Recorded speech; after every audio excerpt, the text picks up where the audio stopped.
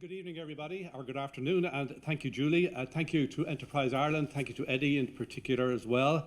Thank you for being great partners of the Embassy, not just today, but obviously every day and throughout the last number of years.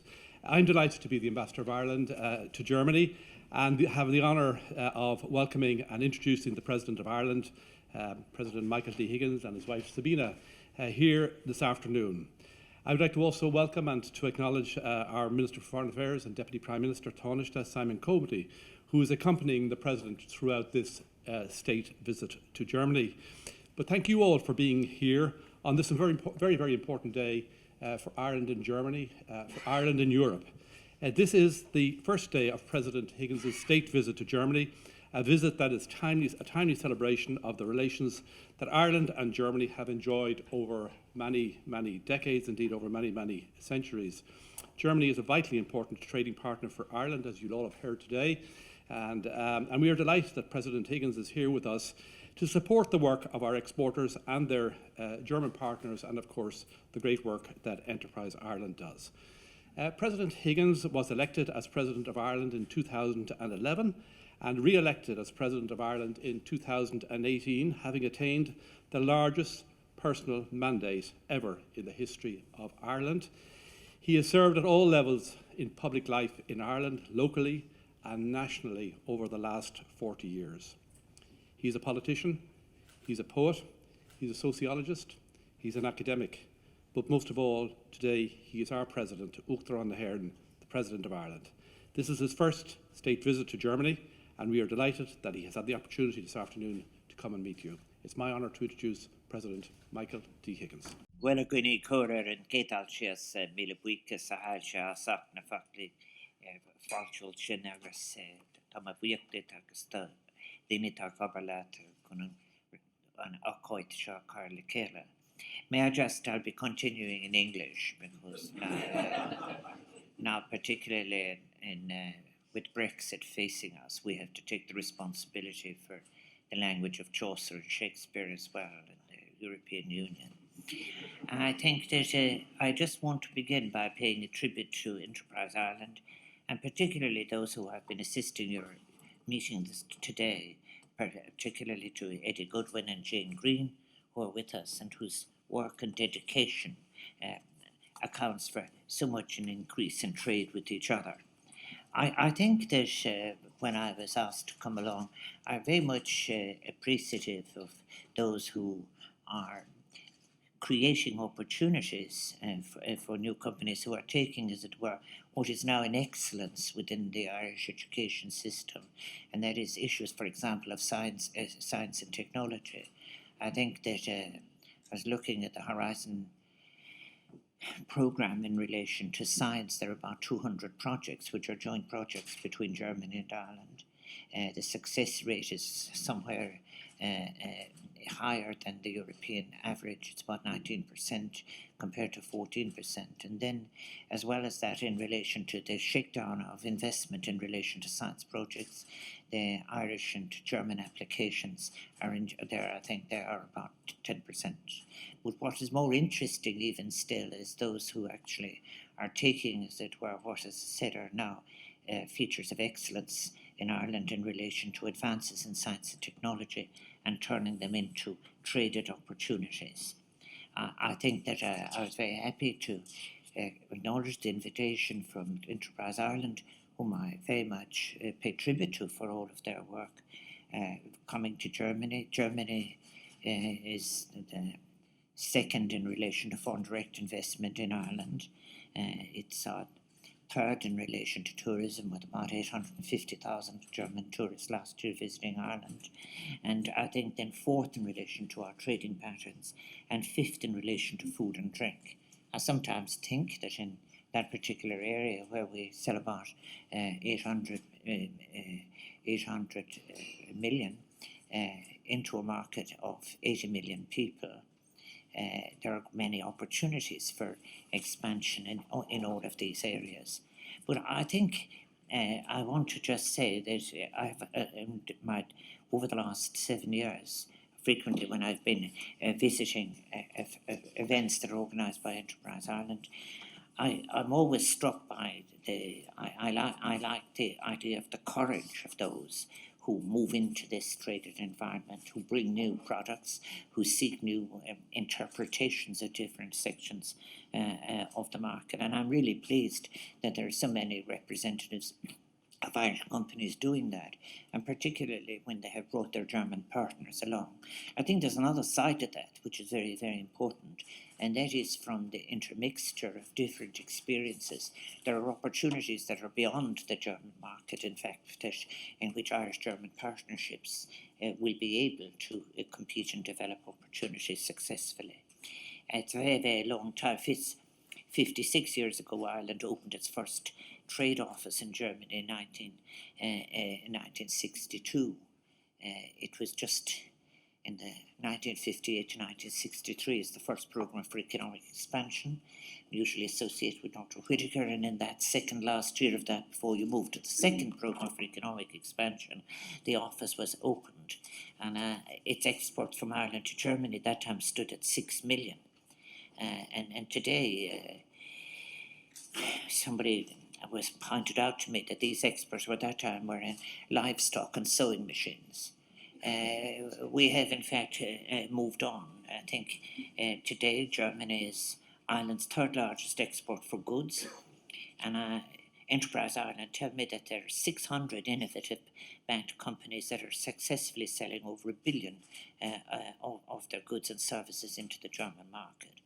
I think you've already heard Julie Cinnamon tell you that there's an increase last year of 6% on last year and 20% over the last 2 years. And I think what is interesting as well is the way in which our relationship of productivity within the European Union can go in both directions. There are about just short of 60 Irish companies creating 14,000 jobs in Germany, and there are 94 companies directly providing 13,700 jobs in Ireland, German companies, but then you add to that and it comes to when you add services in about 20,000. So I think very, very considerable depth has been added since those first courageous gestures of 56 years ago. I am very pleased that in this state visit, I'll be visiting not just Berlin, but I'll be visiting 3 other landers. I'll be in Leipzig, and I'll be in Würzburg, and I will be in Frankfurt. And I see many, many opportunities for both extending and deepening the Irish presence in Germany. Our proportion of the German population, I've said, with a very large population of 80 million, I sometimes think in Ireland we don't realise both how the size of that population, but also of its regional character.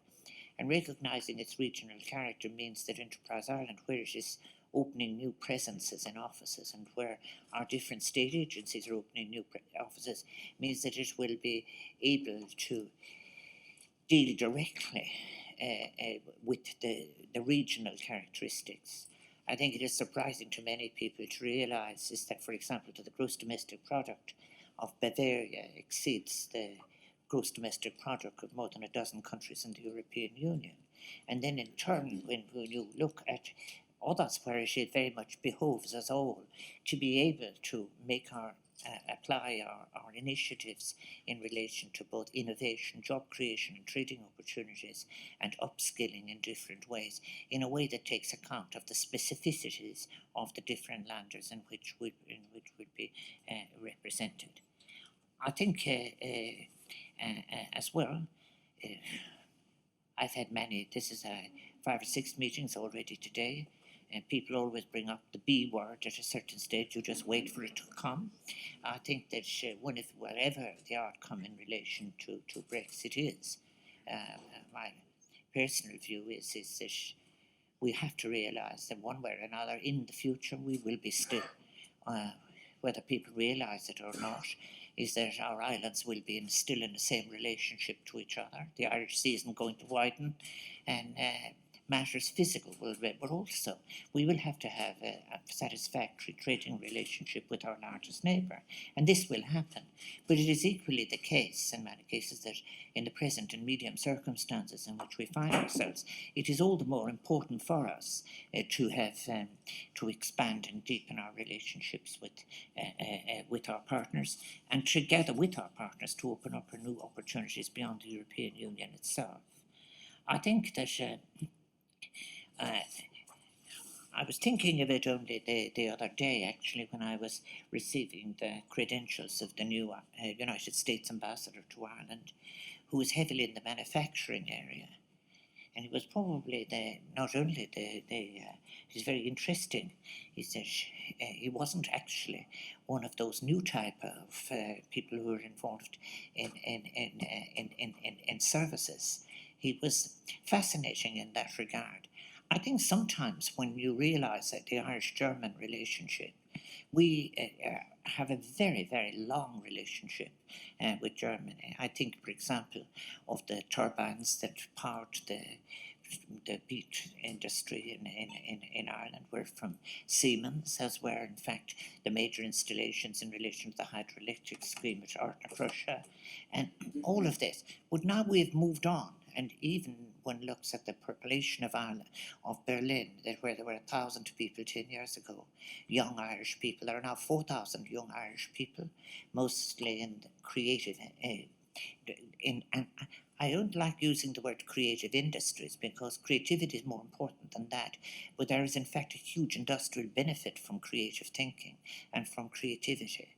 And they are going to make they are making an important contribution to both Germany and Ireland. I think as well, Enterprise Ireland is interesting because, of course, and thank you for the invitation to be here. And Enterprise Ireland is responsible for 215,000 jobs across Ireland, many of them, which is very, very important when you think of the threat to the agribusiness, which will mean the challenge of providing jobs outside of the Greater Dublin and with respect to the Greater Cork area. The spread of Enterprise Ireland's job creation is going to be ever more important. I think that it's interesting that 2/3 of those are, as I've said, are based, of those 215,000 are based outside of Dublin, and their exports stand at 24 billion. And I think that part of that 24 billion is what is being exported to the German market. But I think that one of the things that today is what I think is like, I think about in this visit, which, as I said, where I will be in Berlin and 3 other landers, is the regionalisation of the opportunities that are there. And it's taking the existing basis for the successes that all of you represent, but realising with some regional specificities and detail, they can in fact be considerably enhanced with great benefit. And I think that is very important in itself. I also want to say as well that the European Union is regularly being discussed in terms, as I said, of the issues that arise in relation to what is going to happen. Quite frankly, I have discussed this already with the President and with others. I see the exemplary status of the European Union as something very important. If the European Union, as a region of the global economy, is the place where you can have trust in business, where you have a legal regime, where you have stability in relation to transactions, where you can have decent work, where you have environmental standards, when you could take for granted the different compliance with a whole series of different aspects of international trade, and all of that, it becomes in fact an exemplary region in relation to the global economy, not exploiting the contradictions, but really building on the science, technology, industry, innovation, capacity and creativity of the members. And therefore I think in many cases about it all is this courageous group of people, in fact, actually heading into what is one of the most important markets. I congratulate you on the successes that you've already had in it. Agus Tris Liam live, agus Kamalashin Gwingo, Ragas Banach, there is an Taki and Gokra the Maker Shulagi. Now, I so wish you well. I've congratulated you on what you have achieved already. I very, very much wish you success in the future, and I'm absolutely delighted that the state agencies are in fact being of obviously of such assistance to you. And I also think, as well as that, the issue of partnership is going to be important. It isn't any longer a case that what Ireland wins in relation to things is at the cost of someone else. Yes, there will be a competitive edge always in relation to trade, but what far transcends that is what can be achieved by Irish-German cooperation in both economic, commercial and every other way. I think as well, if we think of those 850,000 people from Germany who visit Ireland, they have actually their own peculiarities too. They're not simply the same as the general tourist market. They're off-peak, very, very much of it. It is, for example, in relation to out of the major cities. It is in very much towards the Lakeland area, for example, for those who are interested in coarse fishing, the people who fish in the canal. So that 850,000 taken in the total pool of tourist revenue is that they stay longer, spend more, and what is even more important than anything else in relation to what is at the root of any tourist industry, they speak benignly of the hospitality that they receive. And thus it has been in relation to us that sometimes when our music and culture groups who were struggling to get their feet at home in Ireland would come to Germany for a good start. And I think we've continually underestimated, in many cases, the great warmth and welcome that there is for aspects of Ireland in Germany. But you are doing so much, in fact, to build on that, and may you have every success in it. And thank you again for inviting me to be part of your discussions today. Mille buikas, Goromina Marki, thank you.